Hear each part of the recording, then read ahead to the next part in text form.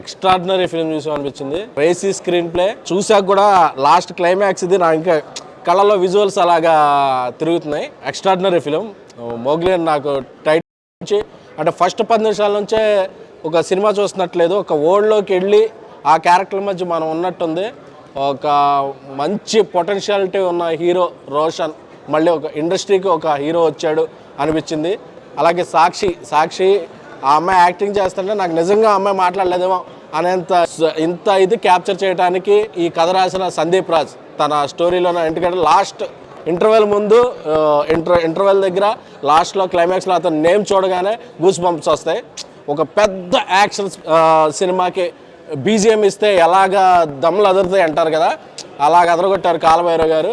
So వీళ్ళందరి కృషికి ఒక గొడుగులాగా పట్టి ఈ సినిమాని చేసింది విశ్వప్రసాద్ గారు. సార్ కంగ్రాచులేషన్స్ సార్, మంచి హిట్ కొట్టారు సందీప్. అండ్ అలాగే హర్ష బంటి పాత్రలో అంటే తన ఫిల్మోగ్రఫీలో చెప్పాను, వికీపీడియాలో నేను ఎన్ని చేసినా పెర్ఫార్మెన్స్ వైజ్ రాసుకుంటే this will be your first film అనేది హర్షకు ఉంటుంది అన్నాను.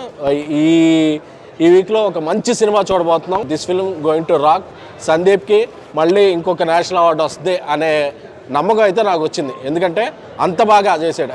కొన్ని బ్లాగ్స్ అయితే అలాగా స్టాండ్ అవుట్ అయ్యాయి. ఫస్ట్ హాఫ్లో ఏంటి, సెకండ్ హాఫ్లో 3-4 ఎపిసోడ్స్ అయితే మాత్రం అది మళ్ళీ చెప్తున్నా, this climax is a feast. Thank you.